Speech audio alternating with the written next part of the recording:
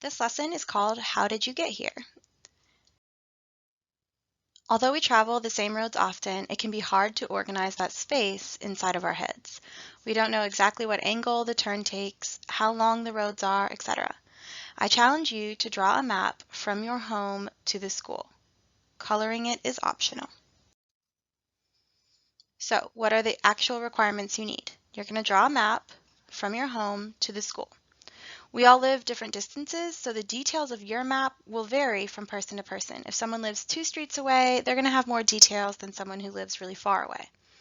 The specific requirements are to label your map. You can label it something simple like my route to school. You can label it with your name. So for example, Alex's map to school, etc. Anything that just tells me what it is. Label as many streets as you can. I don't really want you Googling or looking up the street names. I want you to do it from memory, so you're doing as many as you can. Mark as many stop signs and stoplights as you can. So you should have at least 2 of each. If you live very close and there's not 2 stoplights, then I'll be able to tell by the map, okay, there really weren't 2 stoplights, and that's okay. Draw at least 2 buildings that you pass. So a gas station, a hospital, an apartment building, whatever it is that you pass, I need at least 2 of them. More is always fine. Draw 1 other landmark. So like a large tree or a pond or a cow field are the examples I give you here, but anything else that maybe you didn't draw that's not a building. You also need to have a key with at least 3 symbols. And I include on the side right here an example of a key. Actually, it's the whole thing.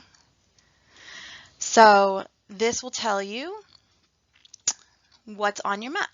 So for example, this person has a village marked by a little dot or a water body marked by what looks like a little pond. The railroad tracks have something. So your key only needs to have 3 things. You don't have to use any of these 3 specifically. You can make up your own, but just 3 symbols that you actually use on the map.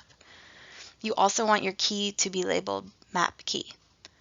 Once you've done these requirements, you can add additional details like landmarks, wooded areas, etc. This map should take you approximately 1 class period. So if you really like drawing or you found this fun, you can take longer, but I don't want it to be just like some real like tiny little sketches with very bare minimum. Like I said, you don't have to have color, but put at least a class period worth of effort into it.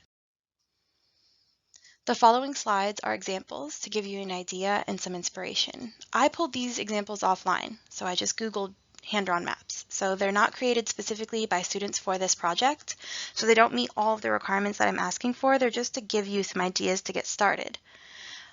I am going to be looking for examples to use next year. I would put them, for example, like in this PowerPoint. So if yours is really well done, I might ask for your permission to take a picture or save a copy of it and use in this PowerPoint. And it's not required. And if you don't want me to, that's fine. If you want to put your name on the back of it, for example, that's okay too. And I think, oh, here are the examples.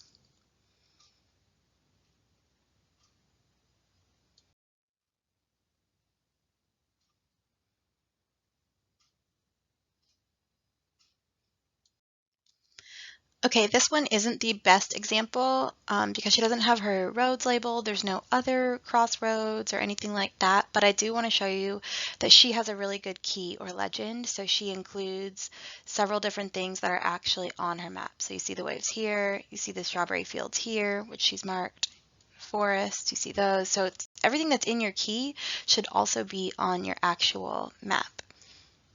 Her drawings are good too. This one's pretty simple, but it would work, except it needs a key. And this one's actually Plant City. I found it online.